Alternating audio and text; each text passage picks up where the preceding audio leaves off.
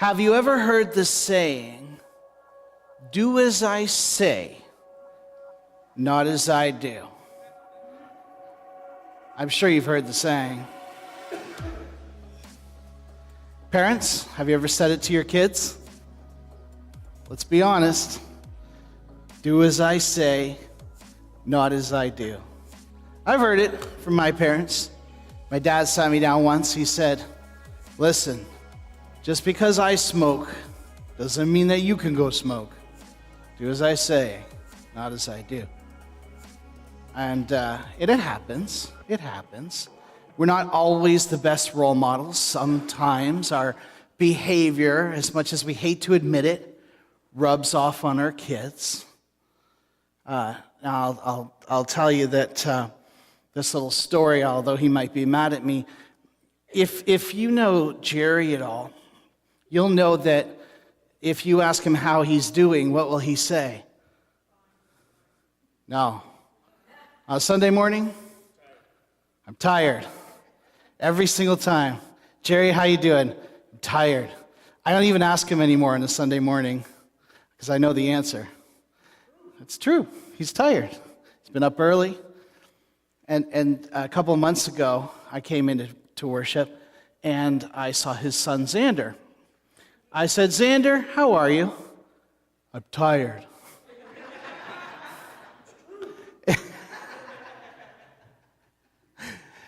And it's funny how our kids just pick up on the things that we do and the people that we are, and which personally terrifies me, because I don't want two little Altons running around, that's for sure.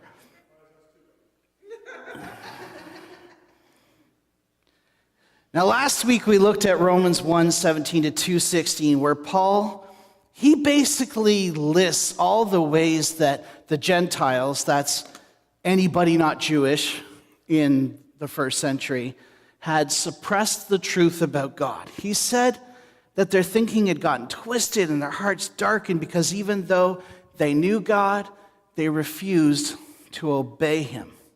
So they worshiped made-up creatures and engaged in all kinds of wickedness.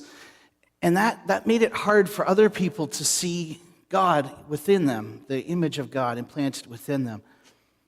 In chapter 2, verse 17, which is ours for today, Paul turns his attention now to the Jewish readers in Rome, and he says, so you think you're going to get off easy, do you? Let's talk about that for a second. You Jewish Christians in Rome, you have this little affliction called do as I say, not as I do-itis. Let's let Paul explain.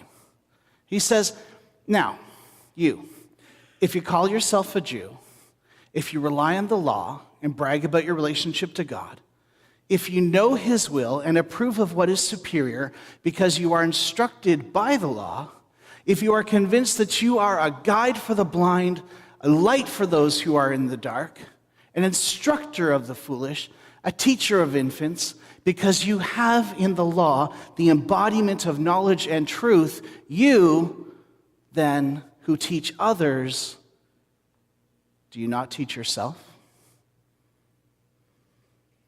It's quite the burn. Okay, it's a long, wordy burn, but Paul is needlessly wordy, as my wife says. The Jewish people in the first century, they thought of themselves as something special. At least the ones that Paul knew anyway. They were literally God's chosen people. I mean, I think that would be a little obnoxious, personally. You walked around, yeah, I'm God's chosen. I used to say to my buddy Mike in seminary, whenever something good happened to me and something bad happened to him, I'd say, that's because God loves me more. And I think it's true. He loved me a little bit more than he loved my buddy Mike. But they really did think, and in some ways it was true, that they were special in God's sight. I mean, God had called them through Abraham. God had given them the prophets, the temple, kings of God's choosing. In many ways, they were special. they'd also been given 3 great privileges. The great privileges they'd been given were, number 1, the law, the revelation of God. I mean, God came down and said, this is my holy law. And that's a big deal. That is special.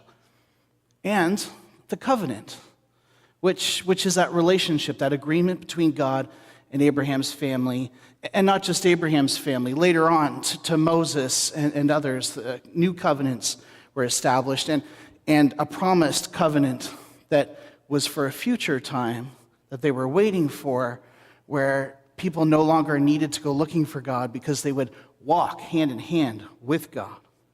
And then thirdly, circumcision, which was a sign of the covenant of God. And so they felt very privileged. They felt very special. It helped them to feel a little bit better than their Gentile heathens around them. Personally, I can relate to that. A Jewish man, and I don't mean a Jewish person, but a Jewish man would get up in the morning and he would pray a prayer that went like this. Blessed are you, Hashem our God, King of the universe, for not having made me a Gentile, woman, or a slave. Men, how many of you pray that traditional prayer? No? Not going to admit it anyway? There was this idea that, especially to be a Jewish man, you were special. So, Paul anticipates the Jewish reaction to his previous accusations against the Gentiles. Imagine you are a first century Jewish man, and you are reading this letter, and Paul says, these Gentiles, their thinking is twisted, they walk in wickedness, they have dark minds, they worship creatures instead of the God. And you're reading it going, yeah, bloody right. But here in verse 17 of chapter 2, Paul turns his attention to the Jewish people and he says, listen, you're no better in many ways.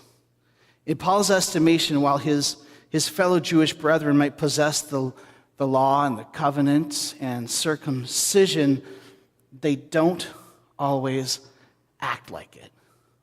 They don't always act like it. And so here is his accusation.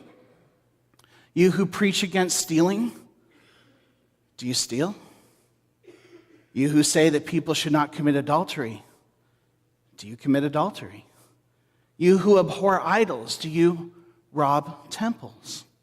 You who brag about the law, do you dishonor God by breaking the law? As it is written, God's name is blasphemed among the Gentiles because of you. And so his argument is pretty simple. God has given you the law, but you don't keep it.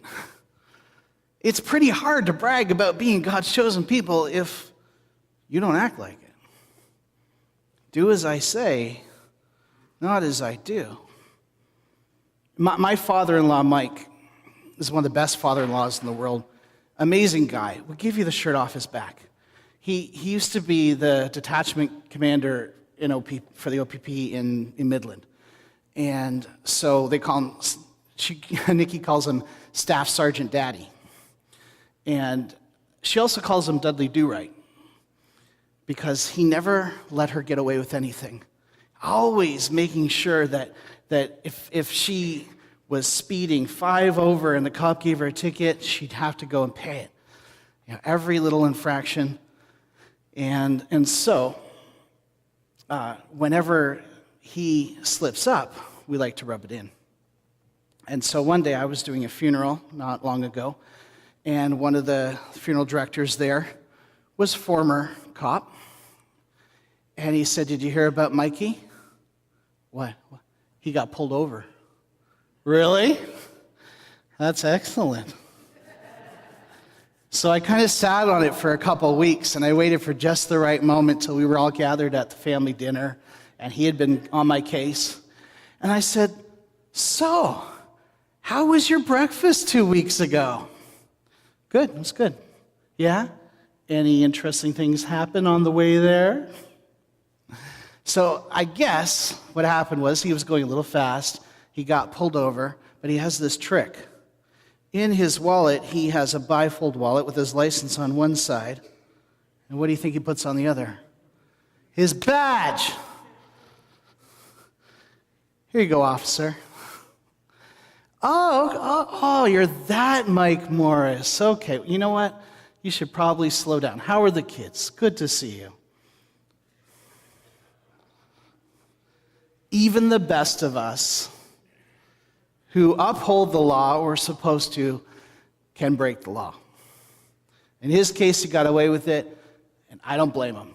Because I have to admit, on more than one occasion, I have been coming home from church, and I have been pulled over, and I have said, I am so sorry, officer. I was just coming home from a long day at the church where I'm the pastor, serving the homeless, the elderly, and the children. And I was a little distracted. And it generally works. If you follow Paul's logic, you're going to find that he's doing more here than getting on everyone's case. What he's trying to do is show the Romans that the way they were doing things wasn't working. Whether Jewish or Gentile, it wasn't working. Now, specifically for the Jewish people there, they were supposed to be God's plan of salvation through Abraham. God was supposed to be setting the world right through Abraham and his kids. He would enter into a relationship with Abraham, teach Abraham his ways, and these blessings would be passed down to future generations, including the Gentile nations. They were supposed to bring forth that word, but it didn't work. In fact, a few Jewish bad apples had severely tarnished the name of the children of Abraham to the point where they were actually kicked out of Rome. Not long before Paul's writing, the Jewish people were kicked out of the city of Rome. We know this from Flavius Josephus, first century historian. Is he your favorite first century historian? He's definitely mine. I love Flavius Josephus, a Jewish historian. And here's what he says. There was a man who was a Jew, but had been driven away from his own country by an accusation laid against him for transgressing their laws, and by the fear he was under of punishment for the same, but in all respects a wicked man. So, a Jewish guy driven out of, Jerusalem, I'm not sure where he's from, but a Jewish area, and he decides he's going to move to Rome. And as he moves to Rome, he professes to instruct men in the wisdom of the laws of Moses. And he procured 3 other men, entirely of the same character, with himself to be his partners. So, kicked out of the Jewish area, moves to Rome. I'm a teacher of the law, gets 3 buddies with him, and they start this kind of a racket. They start getting these rich women, a little impressionable, and spending time with them and teaching them. In particular, these men persuaded a woman named Fulvia. I'm sure that'll be top 10 baby name this year. Fulvia said that the people in Jerusalem, they need help, they're in poverty, and would you give us some gold and some supplies to bring to Jerusalem? And so she did. She gave them supplies, and I assume they duped others. They took the supplies not to Jerusalem, but to their own bank accounts and did with it as they would. And so because of this, Josephus writes, the Romans didn't take kindly to this and other shenanigans, and they kicked the people of Abraham out of Rome. So when Paul writes at the end of this passage in verse 24, as it is written, God's name is blasphemed among the Gentiles because of you, that's what he's probably writing about. A little event, a little transgression that really besmirched the name of the children of Abraham. In light of this, Paul says something that is very controversial for his day. Although, to be fair, it wasn't anything different from what Jesus said. He said, listen, I'm going to get real with you. Circumcision has value if you observe the law, but if you break the law, you have become as though you had not been circumcised. If those who are not circumcised keep the law's requirements, will they not be regarded as though they were circumcised? The one who is not circumcised physically, yet obeys the law, will condemn you, who, even though you have the written code and circumcision, are a lawbreaker.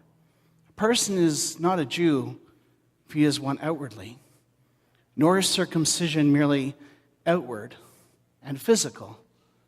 No, a person is a Jew if he is one inwardly, and circumcision is circumcision of the heart by the Spirit, not by the written code. This is a big deal to say in the first century. This is controversial. That circumcision, that law, if you don't act like it, it means nothing.